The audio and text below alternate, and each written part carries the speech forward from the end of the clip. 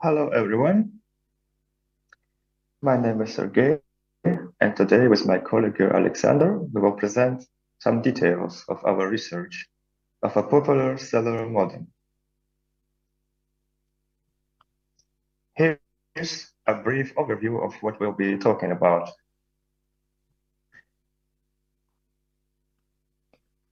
We will start with an introduction and then take a high-level look at what the modem is about, as well as review previous research we have been able to find on this matter.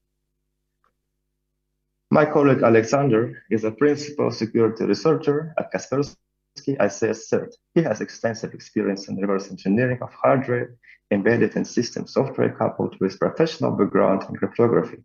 He has also been sharing expertise with students for over 8 years as a senior lecturer.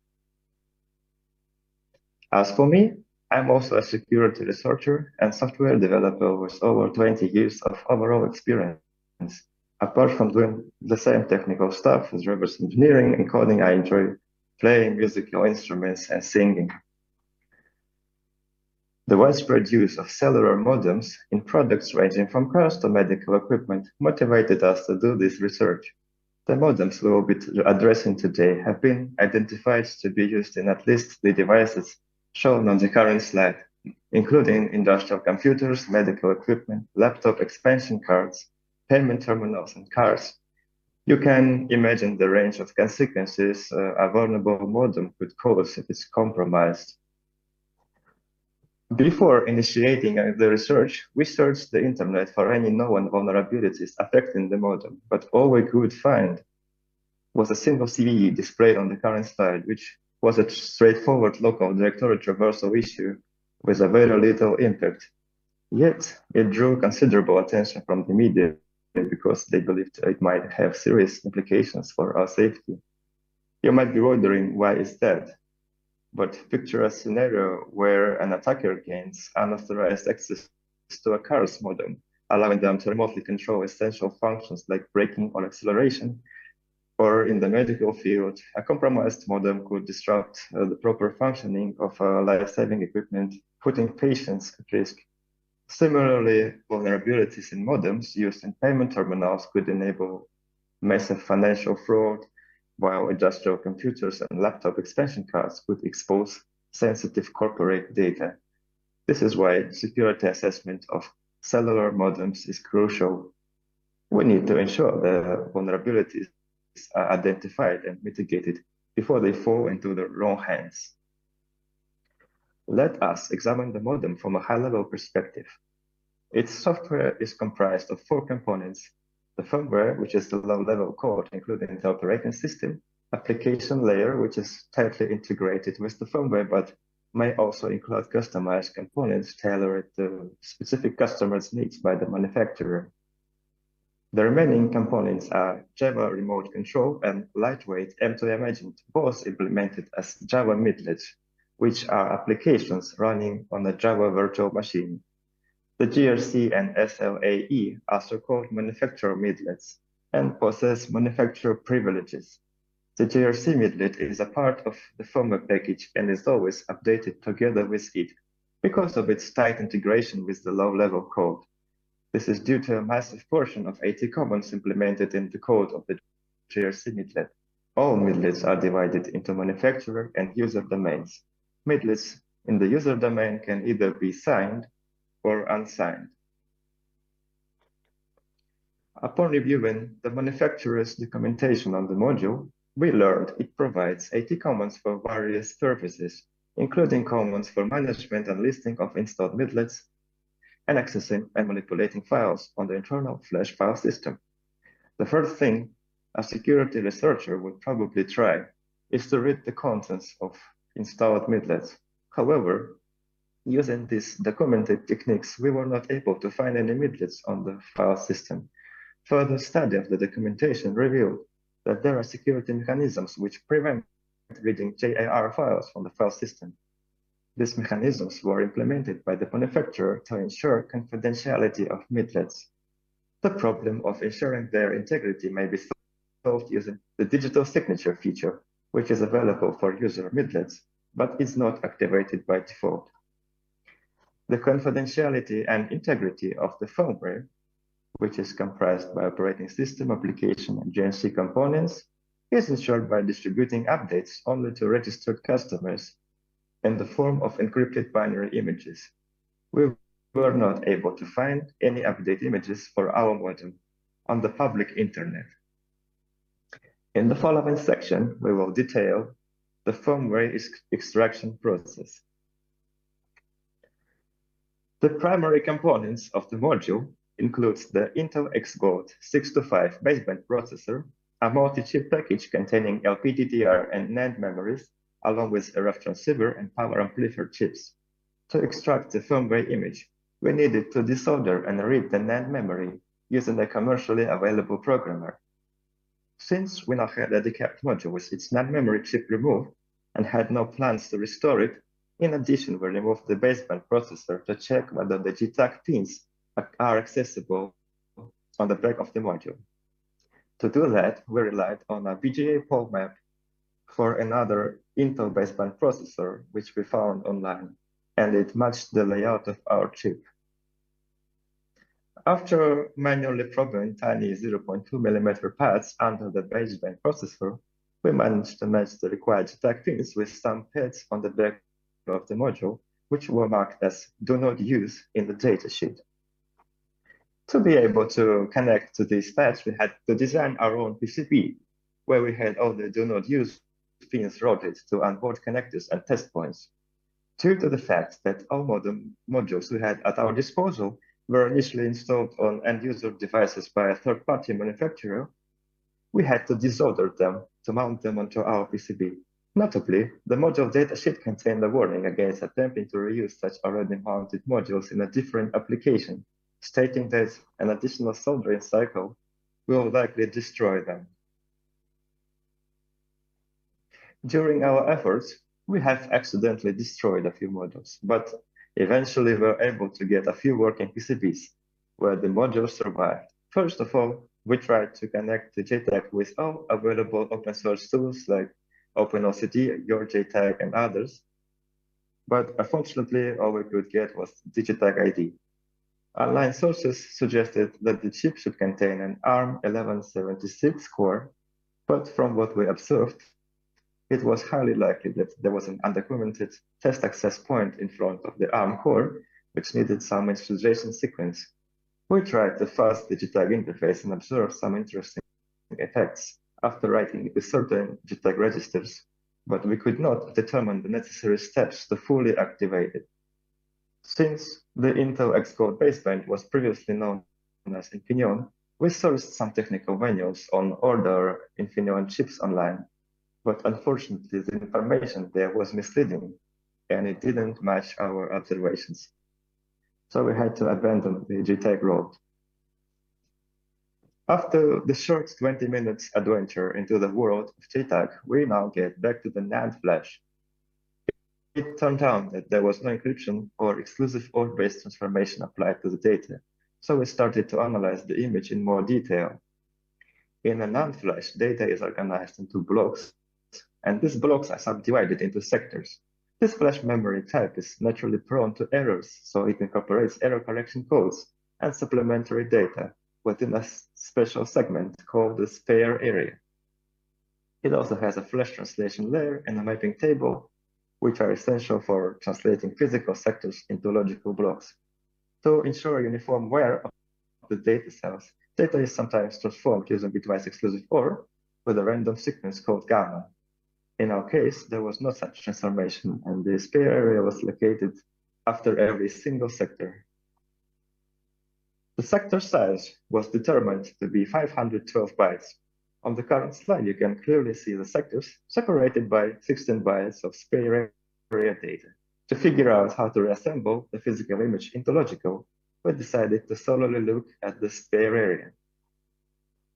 After isolating the spare area contents, the logical block number and logical sector number fields were clearly visible. Using this information, we now could reconstruct the logical blocks. So we crafted a simple script to reconstruct the logical blocks, revealing that only a few of them were populated with data. Notably, One block contained the firmware and app images, and another non-empty block included a FAT file system. After mounting the FAT file system, we confirmed that it is indeed the file system used to store midlets and other files.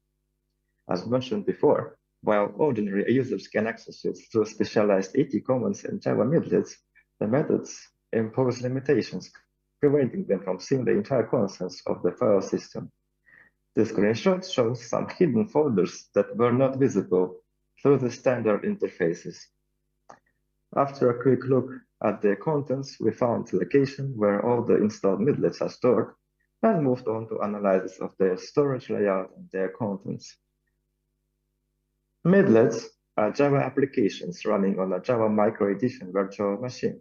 On the Modem's file system, each midlet was represented by several files, including the JIR file with the midlet code, JAD file containing its manifest, and some other files whose contents was not clear yet.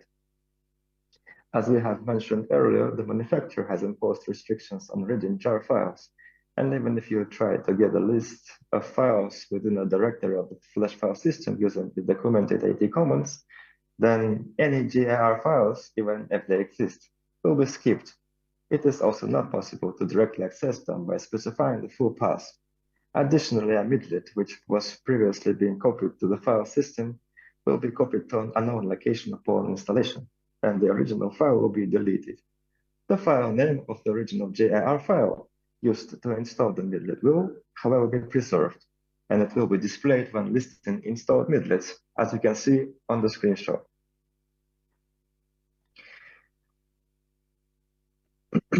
If someone tries to bypass the restrictions on listing or reading JIR files by trying to access them from Java code of an own midlet, he will also face an error, like the one you can see on the screenshot. As mentioned earlier, we found that each midlet is represented by several files. In total, there are 4 files. We will review their contents and function in the following slides. The file with .ss extension contains midlet permissions. Midlets can be granted full or limited set of permissions based on the contents of this file. It is important that the digital signature of midlets is checked only during installation and not when the midlet is executed. The set of permissions shown corresponds to the manufacturer level of security. The .ii file contains service information, including the certificate used to sign the midlet and the native file system path to the JAD and JIR files used when it was installed. The .ap file is basically the JAD manifest, and from the contents of this file, we can see that the midlet we are looking at is actually the JRC midlet, which is a part of the firmware package, as I said, and because it implements a significant amount of IT commands in its Java code and extensively uses the Java native interface. We can also observe that the certificate store used to check the digital signature of this midlet is set to firmware. After finding such a hidden gem, we immediately started reverse engineering of its Java code. We found a Java class which had a public static method accessible from any midlet, even not a privileged one, which could be used to leak contents of all Java system properties, including the hidden storage root, which is the native file used to store installed midlets. Later, we found that the AT commands which provide the FTP client functionality documented in the module's AT commands and reference are implemented in the JRC midlet code. Privileged midlets like the JRC midlet have unrestricted access to the file system, including the ability to read and write JIR files and access hidden paths, together with the previous vulnerability which leaks a secret file system location with the installed midlets. This gives an opportunity to read and write midlet files using FTP and elevate privileges of a user midlet to manufacturer level by replacing the permissions description file of a user midlet after installation.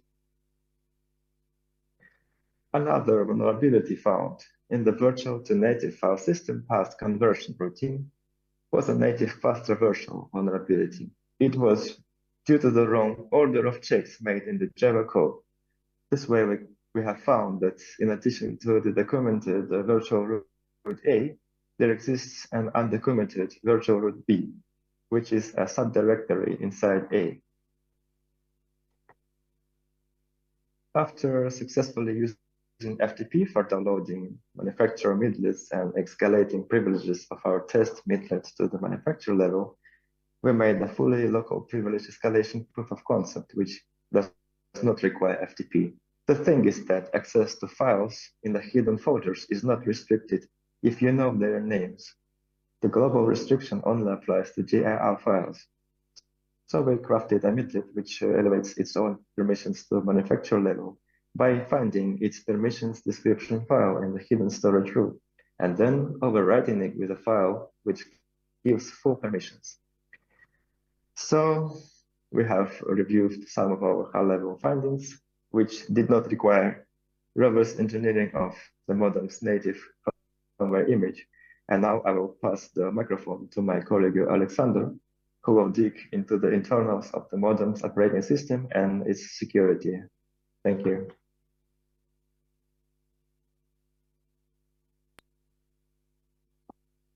So, thanks, Sergey. Next, we'll move on to the part where we'll discuss the features and threats of the modem's firmware. In our study of modem security, we identified two potential attack vectors: the AT command interface, accessible via physical access, and remote access via a mobile network. Given that the attack surface is smaller for the AT interface compared to the mobile network, we focused our initial efforts on this area. We examined the security of the AT command interface by employing fuzzing techniques. So to organize fuzzing, we needed to create a fuzzer corpus and develop a method to receive feedback on the outcome of commands. The advantage of AT commands is their ease of access. Thanks to the manufacturer's documentation, we had information about typical AT commands supported by the modem and interfaces we could use to send them. In our case, we used the USB serial interface available on our PCB. Among the available AT commands, we discovered one that managed the output of logs of various levels, which was significant for gathering feedback.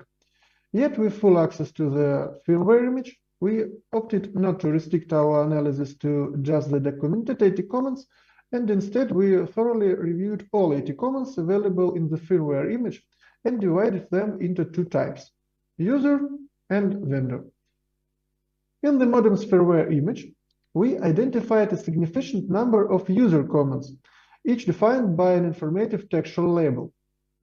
These user AT commands are effectively organized within a data structure that links them to their associated operations: help, read, write, and execute.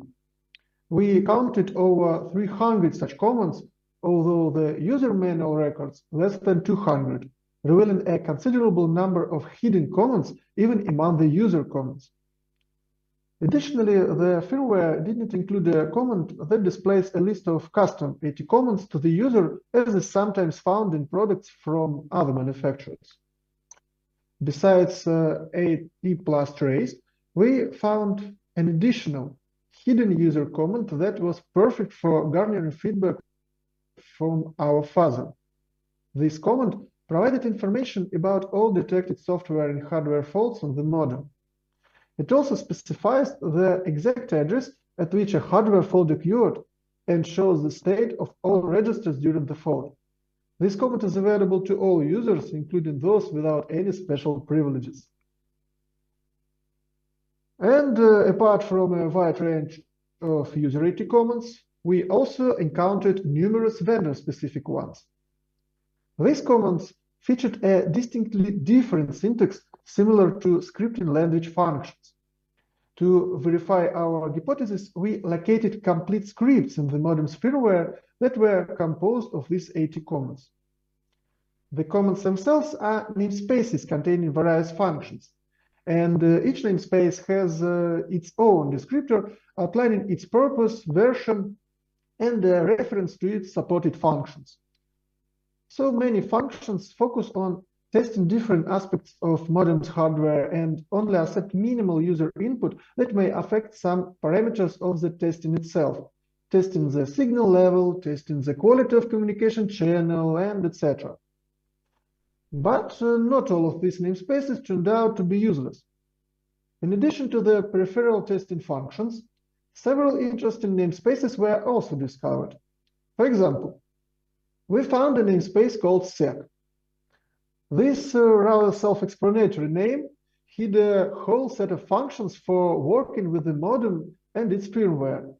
This namespace contains functions that allow you to find out the IMEI of the modem or maybe reflash it. So when we decided to test them, everything was fine in the beginning. The function responsible for the current settings of this namespace has provided us with the relevant information. But when we tried to call a more interesting function, it returned only a runtime error. Many sensitive functions within this namespace turned out to require prior authorization, which involves a special key generated from the modem's hardware details, like serial number, IMEI, and like this.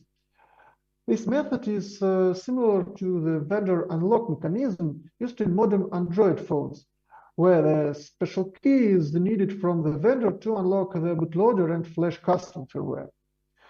So we process the function code that validates this key. We opted not to generate the key ourselves, given the extensive range of other vendor namespaces and functions available for exploration.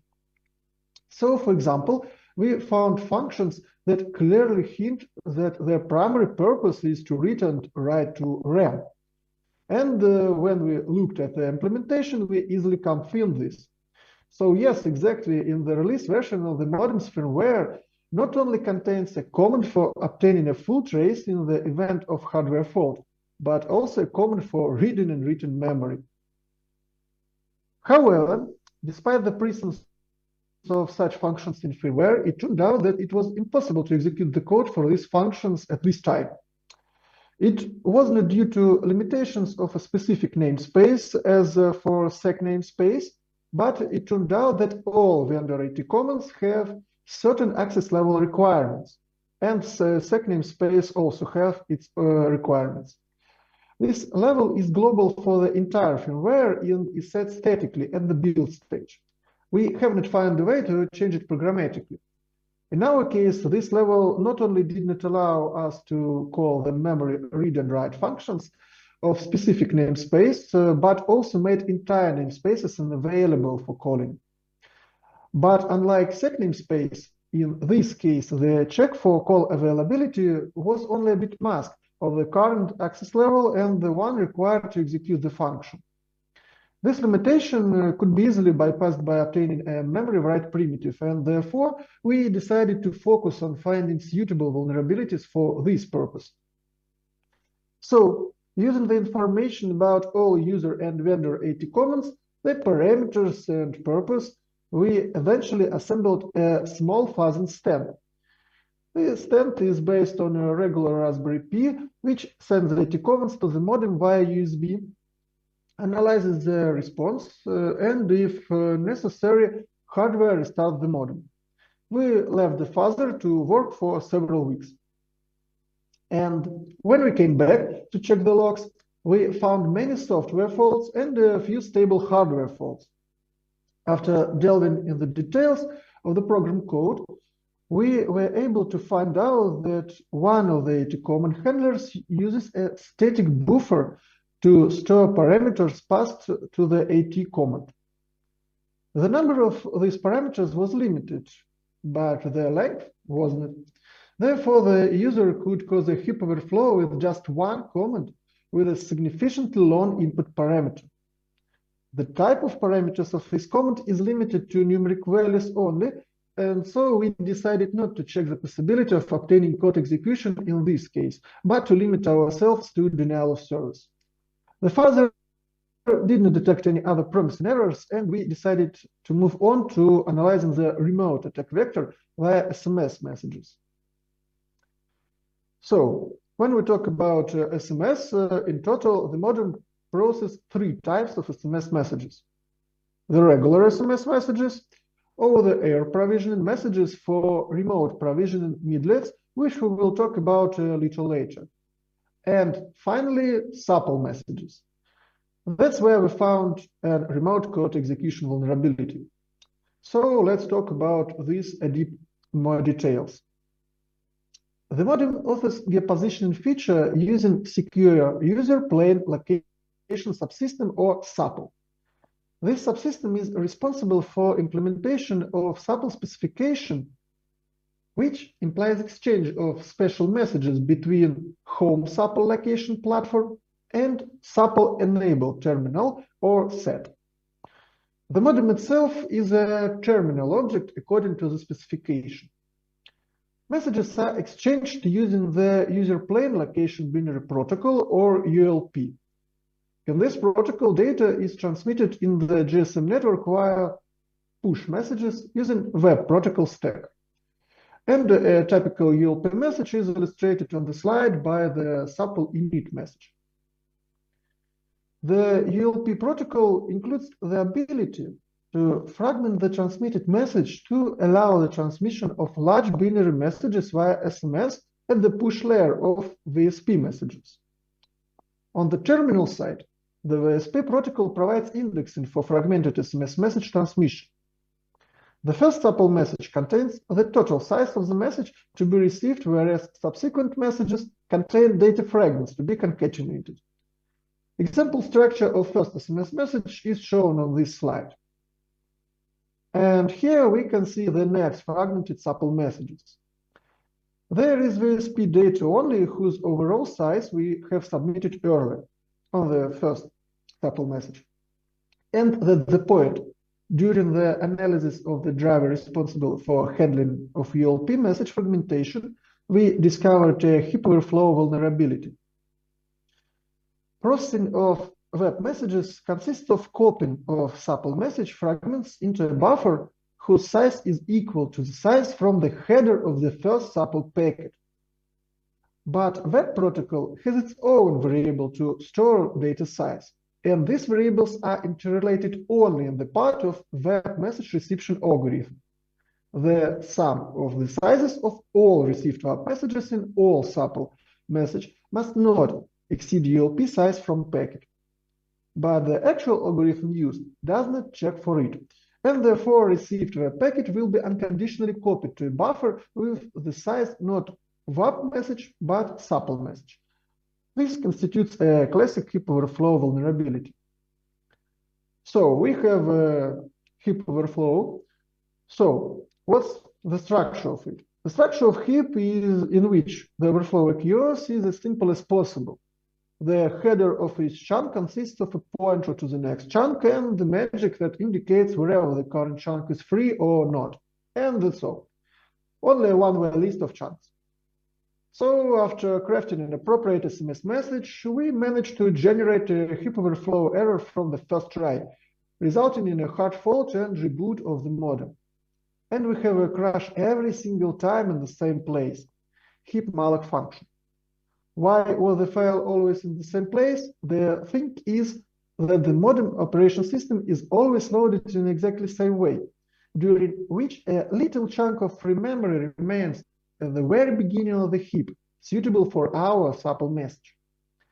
And the reason why hardware fault occurred was that during the overflow process, we overrode the pointer to the next chunk, which led to a data access exception, information about which we see in the logs with the help of at+xlog command we already mentioned. The R0 register contains the data controllable by us. So if data in our SMS will not dummy bytes, but the memory address, in such a case, what we will see in the logs is not just information about the exception, but also data from the address we specified. At this time, the modem for ourselves is a black box, so we need to read its RAM for somehow. And so as a result, we crafted a stand that provided us with the ability to slowly read modem's memory. And while modern communication channels provide speeds of tens of megabits and even gigabits of data per second, our channel was able to provide us with about 7 bytes per minute. So therefore, it took several weeks to read all the memory we wanted to read. This speed was due to how the process of memory reading was organized. It consists of several steps. First, we caused an error on the modem side using the already known heap overflow method. But as data further flow, we use the memory addresses that needed to be read. Next, hardware faults caused the modem reboot, enabling us to subsequently find data from the requested address in the logs. And this process had to be repeated sequentially for all areas of memory that we needed to develop our proof of concept of remote code execution. So it takes several weeks for us to read all what we want to read. After an extensive period we spent gathering information about the internal structures, we could interact with following a heap overflow, as well as after analyzing the code of the memory manager, it became clear that the only way to ensure write data to an arbitrary address was to use the free function. The entire heap memory pool in which our supple message was located was shared between all processes of the modem operation system. The algorithm of the free function tries to allocate memory for some process that was blocked on the malloc function immediately after freeing. And this could be used by us for our advantage. To do this, it was necessary to create several additional structures in modem's memory using our heap overflow. Using a fake thread structure in this way, we were able to ensure that a pointer to a buffer containing our data was written to an arbitrary address in the modem's memory. Of course, this data will be the code that needs to be executed, but more on that later. As a result, our sequence of actions for written into memory came down to crafting of several operation system structures in its memory. It was important that these structures are not overwritten during operation of the modem itself, and that the overflow itself does not lead to a hardware fault. Therefore, by sending several supple SMS messages, we created our own valid section of heap chunks in memory, which was then integrated into the chain of chunks of the real heap. And instead of real process, the free function tries to allocate memory for our non-existent process based on a fake thread structure, which we also saved inside one of our heap chunks. So, finally, it's time for the demo. Let me remind you that the write primitive itself should have allowed us to unlock access to all vendor AT commons for reading and written memory too. So here we can see all AT vendor functions that are available for any user. Next, we send several supple SMS messages to rewrite user access level to gain access to full vendor AT commons. And so when we send all the messages, SMS messages to the modem, we can try to get help about AT commons again, but this time, as we can see now, there are a lot more AT commons we can use. And for example, we can use AT command for read modem's memory. Okay. We now can not only read memory, we can write it too. So we can easily bypass the restrictions to a sec namespace, even without knowing the special secret key. That's very interesting because this command bypass security of sec namespace, which lead us to maybe reflash or something else with modem memory and modem itself. And finally, we already have the ability to write a pointer to our executable code into memory. So all that remains is to find where to write it. There are many options for solving this problem, but the simplest and most stable one turned out to be to use the context manager, which in turn has a place where it dynamically executes code from memory. But execution inside the context manager imposes restrictions because our code has become part of a critical section.